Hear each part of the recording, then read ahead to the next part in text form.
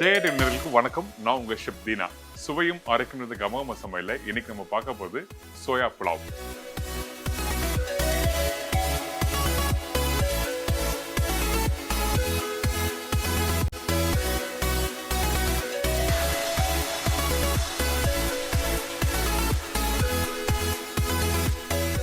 இந்த சோயா புலாவுக்கு தேவையான பொருட்கள் பார்த்தலாமா?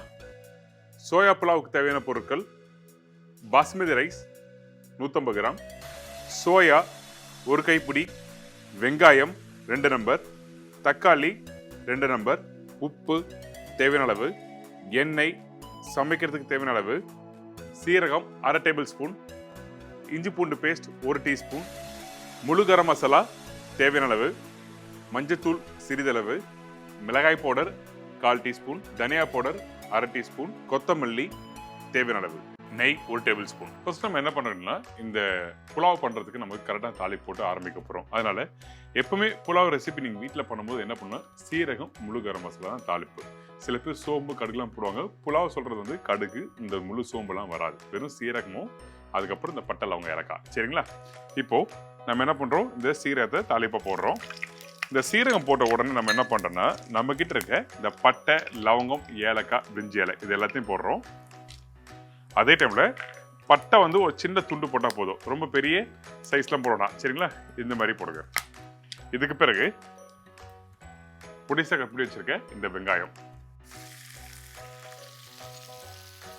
இந்த இடத்துல காரத்துக்கு வந்து உங்களுக்கு பச்சை மிளகாய் சேர்க்கலாம், வேணும்னு நீங்க ஆட் பண்ணிக்கோங்க. நான் பச்சை மிளகாய் போடல. ஏன் கேட்டீங்கன்னா, அந்த புலாவ் வந்து எப்பவுமே நீங்க வீட்டில் பண்ண ஒரு மைல்டான ஒரு ஃப்ளேவர் இருக்கணும். அதே டைம்ல காரமும் அதிகமாக இருக்கக்கூடாது. அதான் விஷயம், வேற எதுவுமே இல்லை. ஸோ இந்த வெங்காயம் கொஞ்சம் லைட்டாக வதங்கி வர டைமில் நம்ம என்ன பண்ணுறோன்னா, இஞ்சி பூண்டு பேஸ்ட் போட போகிறோம். இதே நீங்கள் ஒயிட் கலர் புலாவை பண்ணுறீங்கன்னா அந்த இடத்துல இந்த வெங்காயத்தை வந்து ரொம்ப நேரம் வதக்கக்கூடாது. கொஞ்சம் மசாலா பவுடர் போட்டு கொஞ்சம் எல்லோ கலர் இல்லை ஒரு ரெட்டிஷ் கலர் நீங்கள் எடுத்து வரீங்கன்னா அந்த டைமில் வெங்காயத்தை நல்லா வதக்கலாம். இதான் விஷயம். சில பேர் வெங்காயம் எதுக்காக வதக்குறோம், எதுக்காக வதக்காமல் வந்து இந்த மாதிரி பண்ணுறோம்னு சொல்லிட்டு தெரியாமல் வீட்டில் பண்ணக்கூடாதுல்ல. வெள்ளை கலர் புலாவ் பண்ணால் வெங்காயத்தை வதக்கக்கூடாது. அப்படி பண்ணிங்கன்னா உங்களுக்கு கலர் மாற ஆரம்பிச்சிடும். இதுக்கு பிறகு நம்ம என்ன பண்ணுறோம், இஞ்சி பூண்டு பேஸ்ட் போடுறோம். இந்த இஞ்சி பூண்டு பேஸ்ட் ரேஷியோ பார்த்தீங்கன்னா, நீங்கள் 6 மடங்கு பூண்டுனா 4 மடங்கு இஞ்சி போடுங்க. இந்த வெங்காயத்தோட இந்த இஞ்சி பூண்டு பேஸ்ட் நல்லா வதக்க ஆரம்பிக்கிறோம். அதுக்கு பிறகு நம்ம என்ன பண்ணுறோம், தக்காளி கொஞ்சம் பெரிய பெரிய சைஸாக கட் பண்ணி வச்சிருக்கேன். எதுக்காக அப்படி பண்ணுறேங்கன்னா, கொஞ்சம் குக் பண்ணி முடிச்ச பிறகு பார்க்கறதுக்கு நல்லா இருக்கும்ல, அந்த ஒரு காரணத்துக்காக இந்த மாதிரி கட் பண்ணி போடுறோம். இதுக்கு பிறகு நம்ம என்ன பண்ணுறோன்னா, இந்த இடத்துல பவுடர் மசாலா யூஸ் பண்ண போறோம். அதே மாதிரி தான் உங்களுக்கு வந்து காரம் வேணா பவுடர் மசாலாவும் அதிகமாக போடாது. சரிங்களா? மஞ்சத்தூள் போட்டிருக்கேன். இதுக்கப்புறம் மிளகாய் பவுடர் சும்மா லைட்டா போட்டா போதும், தனியா பவுடர், அதே மாதிரி கொஞ்சம் உப்பு தேவையான அளவுக்கு.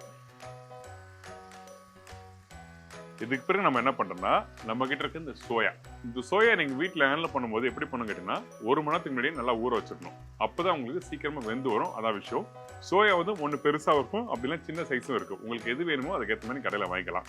அதே டைம்ல இந்த சோயா ஊற வச்ச பிறகு நல்லா புளிஞ்சு எடுத்துங்க. புளிஞ்சு எடுத்த பிறகு தண்ணி சுத்தமா இருக்கக்கூடாது. சரிங்களா? இந்த மாதிரி தான் கரெக்டா இருக்கணும். இப்போ நம்ம என்ன பண்றோம்னா, அந்த ஊற வச்ச சோயாவை இதுல போட்டுடுறோம். 1 கைப்பிடி சோயா இதில் போட்ட பிறகு இந்த மசாலா போட்டிருக்கோம்ல, இந்த மசாலாவோட மிக்ஸ் பண்றோம். உங்களுக்கு காரம்லாம் அதிகமா இருக்காது. நான் எப்பயும் திருப்பி சொல்லிடுறேன், உங்களுக்கு காரம் வேணும்னா பச்சை மிளகாய் நீங்க சேர்த்துக்கங்க. எப்பயுமே வந்து நீங்க புலாவ் ரெசிபி பண்ணும்போது காரமா நீங்க பண்ணீங்கன்னா நல்லா இருக்காது. இதுக்கு பிறகு நம்ம என்ன பண்றோம்னா, இந்த இடத்துல இந்த அரிசியை போட போறோம். இந்த அரிசி எப்பவுமே வீட்டில் நீங்க சமைக்கும் போது 20 நிமிஷத்துக்கு முன்னாடி நல்லா ஊற வச்சிருக்கணும். எப்பவுமே ஒரு புலாவ் ரெசிபியோ இல்லை பிரியாணி ரெசிபி பண்ணும்போது 20லேருந்து 25 நிமிஷத்துக்கு முன்னாடி ஊற வச்சுட்டு அதுக்கப்புறம் பண்ணுங்க. ரொம்ப நாள் ஊற வச்சாலும் வந்து உங்களுக்கு ரைஸ் மேஷ் ஆகிறதுக்கு வாய்ப்பு இருக்கு. அதான் விஷயம். இந்த அரிசியை வந்து இப்போ இந்த இடத்துல நான் போட்டுறேன். போட்ட பிறகு இந்த அரிசியோட இந்த சோயா எல்லாத்தையும் நல்லா மிக்ஸ் பண்றேன். அதே டைம்ல கொஞ்சம் கொத்தமல்லி,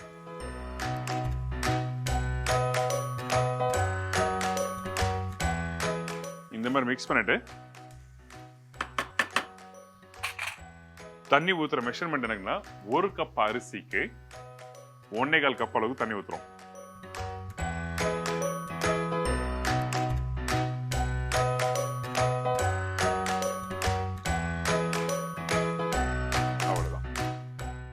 இதுக்கு பிறகு நம்ம என்ன பண்றோம்னா நல்லா மிக்ஸ் பண்ணுங்க.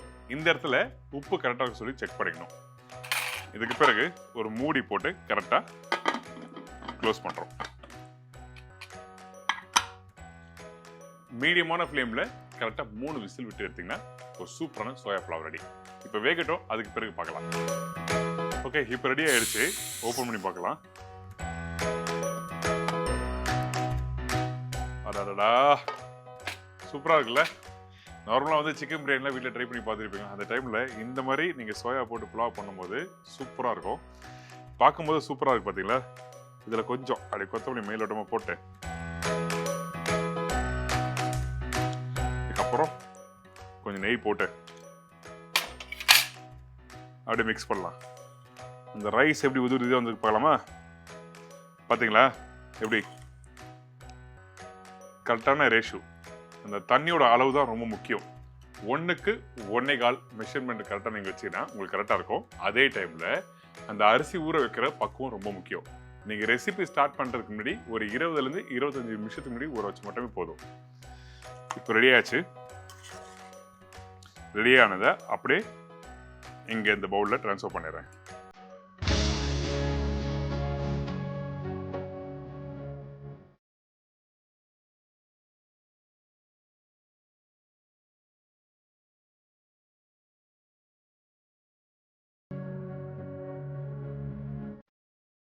அடடா, ஒரு சூப்பரான சோயா புலாவ் ரெடி. உங்க வீட்டு கிச்சன்ல கண்டிப்பா நீங்க ட்ரை பண்றீங்க. ட்ரை பண்ணி பார்த்து சொல்லுங்க. இன்னைக்கு நம்மளோட கமகம சமையல்ல ஒரு சூப்பரான ஸ்டைல்ல இந்த சோயா புலாவ் எப்படி பண்ணு சொல்லி கொடுத்துருக்கேன். கண்டிப்பா ட்ரை பண்ணி பாருங்க. இதே மாதிரி அடுத்த நிகழ்ச்சியை சந்திக்கிறேன். நன்றி, வணக்கம். See you, bye bye, take care.